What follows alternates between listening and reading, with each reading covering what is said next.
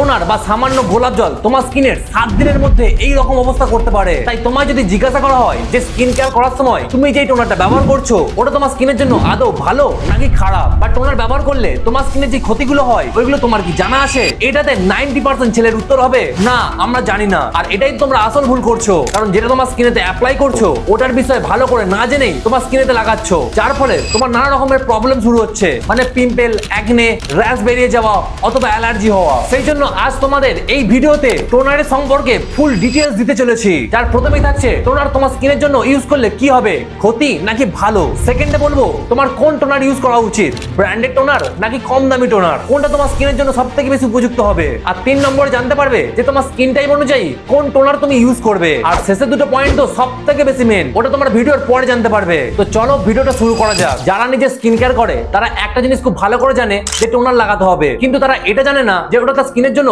ভালো হবে নাকি ক্ষতিকর। আর এটাই ভিডিওর আমাদের ফার্স্ট পয়েন্ট। দেখো, একটা টোনারের বেসিক কাজ হচ্ছে তোমার স্কিনের হাইড্রেশন বজায় রাখা এবং পিএইচ লেভেল মেইনটেইন করা। তাই টোনার আমাদের স্কিনের জন্য সত্যিই খুবই ভালো, কিন্তু অনেকেই এমন টোনার কিনে ফেলে যার মধ্যে ক্ষতিকারক পদার্থগুলি থাকে, যার ফলে স্কিন ড্যামেজ আরো বেশি করে হয়। তাই তোমাকে টোনার কেনার সময় কয়েকটা সতর্কতা মেনে চলতে হবে। 1 নম্বর, টোনার যখন চুজ করবে তখন দেখে নেবে ওটা যেন অ্যালকোহল ফ্রি হয়, কারণ অ্যালকোহল যুক্ত টোনার তোমার স্কিনকে আরো বেশি ড্রাই করে দেয়, যার ফলে স্কিন ড্রাই হলে তোমার অ্যাকনে বা পিম্পল বেশি করে দেখা দেয়। নাম্বার 2, টোনারটা সবসময় ফ্রেগ্রেন্স ফ্রি কিনবে, মানে তার মধ্যে যেন কোনো সুগন্ধ না থাকে, কারণ সুগন্ধযুক্ত টোনার তোমার স্কিনের ডিপলি ক্ষতি করতে পারে। নাম্বার 3, হাইড্রেটিং এলিমেন্ট রয়েছে এমন টোনার তোমাকে কিনতে হবে, কারণ আমাদের ত্বকের জন্য হাইড্রেশন খুবই গুরুত্বপূর্ণ।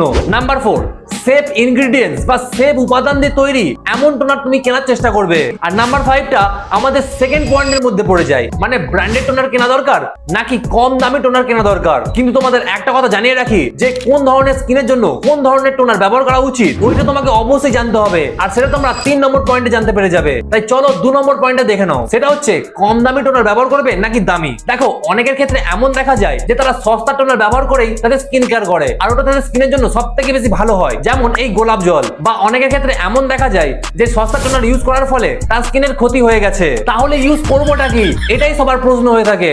তাই তুমি যদি টোনার ব্যবহার করতেই চাও তাহলে তো অবশ্যই ব্র্যান্ডেড টোনার ইউজ করা শুরু করে দাও, যেটার ভালো রিভিউ রয়েছে বা যেটা ভালো ভালো উপাদান দিয়ে তৈরি। আমরা মুখ ধোয়ার পরে টোনার ইউজ করি, তার ফলে টোনারটা যদি খারাপ পদার্থ দিয়ে তৈরি হয় তাহলে ওটা তোমার স্কিনে ডাইরেক্ট এফেক্ট করবে এবং তোমার স্কিনকে ডিপলি ড্যামেজ করতে শুরু করে দেবে। তাই অবশ্যই ব্র্যান্ডেড টোনার ইউজ করো। তো ব্র্যান্ডেড টোনার তো কিনে নেবে, কিন্তু তোমার স্কিনের জন্য কোন টোনারটা ভালো হবে বা তোমার স্কিনের জন্য প্রয়োজনীয় টোনার কেনার বদলে তুমি যদি অন্য কোনো টোনার কিনে ফেলো তাহলে ওটা তোমার কোনো কাজেই লাগবে না এবং তোমার সব টাকা বাঁচ যাবে। তাই এই সমস্যা তোমার যাতে না হয় সেজন্য 3 নম্বর পয়েন্টে তুমি দেখে নাও যে কোন কোন ধরনের স্কিনের জন্য কোন কোন ধরনের টোনার ব্যবহার করা উপযুক্ত। সেটা হচ্ছে, যদি কারোর অ্যাকনে বা পিম্পলের প্রবলেম হয়ে থাকে তাহলে তাকে স্যালিসাইলিক অ্যাসিড যুক্ত বা এইচএ বা বিএইচএ যুক্ত টোনার ব্যবহার করা উচিত। দেখো, তুমি এই টোনারগুলো ব্যবহার করতে পারো, সব টোনারগুলো আমি ট্যাগ করে দেবো, তুমি ওখান থেকে ডাইরেক্ট কিনতে পারবে।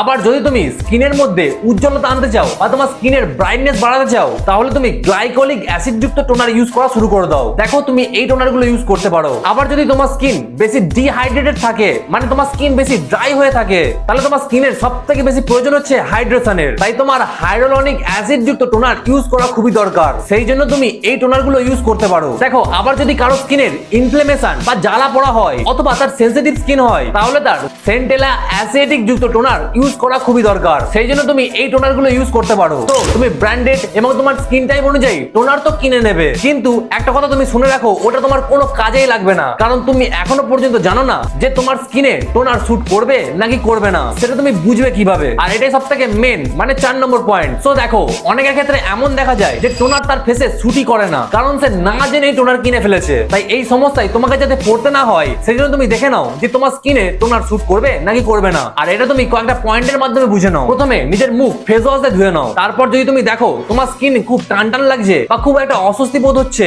বা তোমার ত্বক খুবই টাইট মনে হচ্ছে তাহলে তোমার হাইড্রেটিং টোনারের দরকার রয়েছে। আবার তোমার স্কিন যদি এমন হয়ে থাকে যে পিম্পল বা ব্রণ ঠিক হওয়ার পরে বারবার ব্রণ হতেই থাকে তাহলেও তোমার একটা টোনার ইউজ করা খুবই দরকার, যেটা আমরা 3 নম্বর পয়েন্টে ডিসকাস করে দিয়েছি। এছাড়াও তোমার স্কিন যদি খুব সেনসিটিভ হয় বা সবসময় ইরিটেটেড থাকে তাহলেও তুমি একটা ভালো টোনার ইউজ করতে পারো। দেখো, টোনার কিন্তু সবার ব্যবহার করার দরকার নেই, যাদের স্কিন হেলদি এবং ভালো বা পিএইচ লেভেল ঠিকঠাক রয়েছে তাদের টোনার ব্যবহার না করলেও চলবে। কিন্তু যদি তুমি সঠিক টোনারটা কিনে ভুলভাবে নিজের ফেসে অ্যাপ্লাই করো তাহলে তোমার স্কিন ড্যামেজ হতে পারে। তাই কিভাবে তুমি সঠিকভাবে নিজের ফেসেতে টোনারটা ইউজ করবে ওটা 5 নম্বর পয়েন্টে দেখে নাও। দেখো, টোনার অ্যাপ্লাই করার নির্দিষ্ট কোনো সময় নেই। তুমি দিনে রাতে বা দিনে যতবার খুশি টোনার অ্যাপ্লাই করতে পারো। শুধু একটা কথা মনে রাখবে যে মুখ ধোয়ার পরেই বা মুখ পরিষ্কার করার পরেই টোনার অ্যাপ্লাই করবে। মুখ ধোয়ার পর হালকাভাবে মুখটা মুছে, মানে মুখে যেন একটু জল জল ভাব থাকে, তারপর টোনার তুমি ব্যবহার করবে। দেখো, টোনার তুমি তুলোতে ইউজ করতে পারো, অথবা তুমি হাতেতে নর্মাল কয়েক ফোঁটা ফেলেই অ্যাপ্লাই করতে পারো, অথবা টোনারটা যদি স্প্রে বোতলে থাকে তাহলে তুমি ডাইরেক্ট মুখে স্প্রে করতে পারো। 14 থেকে 15 বছরের পর থেকেই